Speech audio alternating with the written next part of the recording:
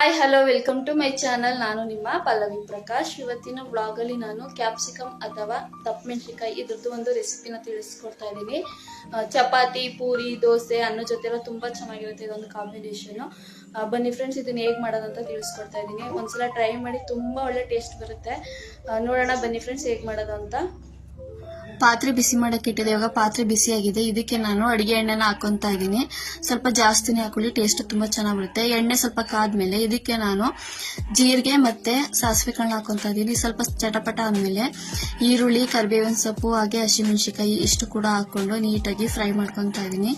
Oil ಅಲ್ಲಿ ಚೆನ್ನಾಗಿ ಬೆಂದ್ರೆ ಸಾಕು ಈರುಳ್ಳಿ. ಇವಾಗ ನೋಡಿ ಫ್ರೆಂಡ್ಸ್, ಬೆಂದಿದೆ. ಇದಕ್ಕೆ ನಾನು ಟೊಮೊಟೊ ಹಾಕೊಂತಾ ಇದ್ದೀನಿ. ನಾನಿಲ್ಲಿ 2 ಹುಳಿ ಟೊಮೊಟೊನ ತಗೊಂಡಿದ್ದೀನಿ. ನೀವೇನಾದ್ರೂ ಫಾರಂ ಟೊಮೊಟೊ ತಗೊಂಡಿದ್ರೆ ಒಂದ್ 3 ಹಾಕೊಳ್ಳಿ, ಟೇಸ್ಟ್ ಚೆನ್ನಾಗಿರುತ್ತೆ. ಇದು ಸ್ವಲ್ಪ ಚೆನ್ನಾಗಿ ಸಾಫ್ಟ್ ಆಗಬೇಕು. ಸ್ವಲ್ಪ ಉಪ್ಪು ಹಾಕೊಂಡು ಫ್ರೈ ಮಾಡ್ಕೊಳ್ಳಿ, ಬೇಗ ಸಾಫ್ಟ್ ಆಗುತ್ತೆ. ಇದಕ್ಕೆ ನಾನು ಶುಂಠಿ ಬೆಳ್ಳುಳ್ಳಿ ಪೇಸ್ಟ್ ನ ಹಾಕೊಂಡು ನೀಟಾಗಿ ಒಂದು ಅರ್ಧ ನಿಮಿಷ ಫ್ರೈ ಮಾಡ್ಕೊಂತಾ ಇದ್ದೀನಿ. ಸ್ವಲ್ಪ ಚೆನ್ನಾಗಿ ಫ್ರೈ ಆದ್ಮೇಲೆ ನೋಡಿ, ಈ ತರ ನಾನು ಸಣ್ಣದಾಗಿ ತೊಳೆದು ಹಚ್ಚಿಟ್ಕೊಂಡಿದ್ದೆ ಕ್ಯಾಪ್ಸಿಕಮ್ ನ, ಅಂದ್ರೆ ದಪ್ಪ ಮೆಣಸಿನಕಾಯಿನ, ಇದನ್ನ ಕೂಡ ಇವಾಗ ಹಾಕಿ ನೀಟಾಗಿ ಒಗ್ಗರಣೆನಲ್ಲಿ ಚೆನ್ನಾಗಿ ಫ್ರೈ ಮಾಡ್ಕೊಂತಾ ಇದ್ದೀನಿ. ತುಂಬಾ ಚೆನ್ನಾಗಿರುತ್ತೆ ಫ್ರೆಂಡ್ಸ್. ಜಾಸ್ತಿ ಈ ಒಂದು ಕ್ಯಾಪ್ಸಿಕಮ್ ಮನೆಯಲ್ಲಿ ಇದ್ದಾಗ ಈ ತರ ಒಂದು ಟ್ರೈ ಮಾಡಿ ರೆಸಿಪಿನ, ತುಂಬಾ ಅಂದ್ರೆ ತುಂಬಾ ಚೆನ್ನಾಗಿ ಬರುತ್ತೆ.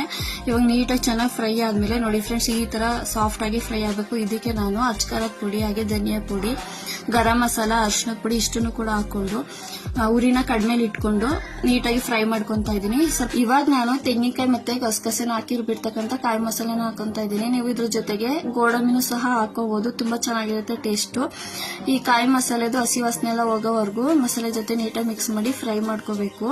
ಇದು ಇವಾಗ ಫ್ರೈ ಆಗಿದೆ ಫ್ರೆಂಡ್ಸ್. ಇವಾಗ ನಾನು ಗೊಜ್ಜಿಗೆ ಎಷ್ಟು ಥಿಕ್ನೆಸ್ ಬೇಕು ನೀರು ಅಷ್ಟನ್ನ ಕೂಡ ಹಾಕೊಂಡು ನೀಟಾಗಿ ಮಿಕ್ಸ್ ಮಾಡಿ ಬೇಯದಕ್ಕೆ ಬಿಡ್ತಾ ಇದ್ದೀನಿ.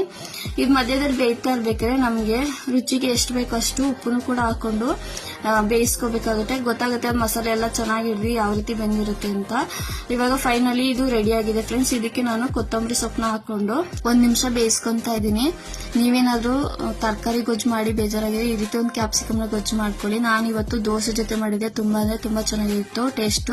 ಹಾಗೆ ನನ್ನ ಒಂದು ಯೂಟ್ಯೂಬ್ ಚಾನೆಲ್ ನ ಸಬ್ಸ್ಕ್ರೈಬ್ ಮಾಡಿ, ಪಲ್ಲವಿ ಪ್ರಕಾಶ್ 1368.